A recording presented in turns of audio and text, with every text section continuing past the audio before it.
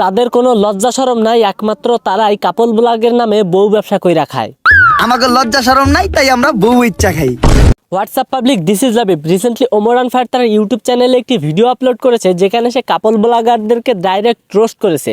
সে তার ভিডিওতে এইটা বোঝাতে চাইছে যে কিভাবে কাপল ব্লগাররা নিজের বউকে দিয়ে দেহ ব্যবসা নিজের বউকে দিয়ে ভিউ ব্যবসা করায়। যে ব্যবসা করতে কোনো পুঁজির প্রয়োজন হয় না, শুধু একটা বউ থাকলেই চলে। আর এমনি ব্যবসায় তো লস খাওয়ার সম্ভাবনা থাকে, কিন্তু এই ব্যবসায় লস খাওয়ার কোনো চান্সই নাই, খালি সফলতা আর সফলতা।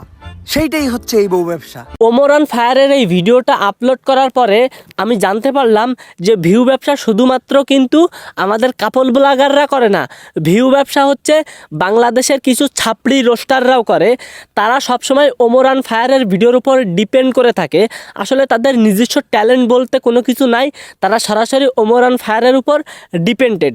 ওমরান ফায়ার যে একজন টিকটকার বা কাপল ব্লগারদেরকে নিয়ে রোস্ট করবে, অমনি সেই ছাপড়ি রোস্টারগুলো ওই ওমরান ফায়ারের ভিডিওর উপর রিয়াকশন মারা শুরু করবে।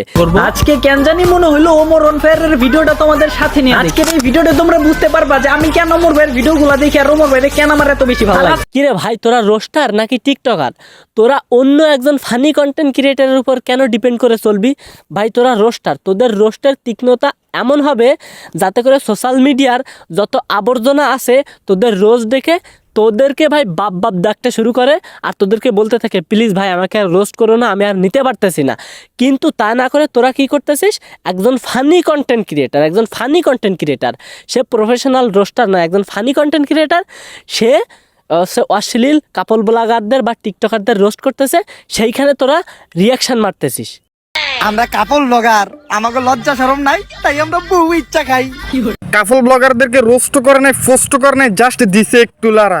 এগুলো দেখেই তো তারা জ্বলতে জ্বলতে বারবিকিউ হয়ে গেছে, বুঝোস নাই ভাড়া? কিরে ভাই, তোরা রোস্টার নাকি সুধীর ভাই?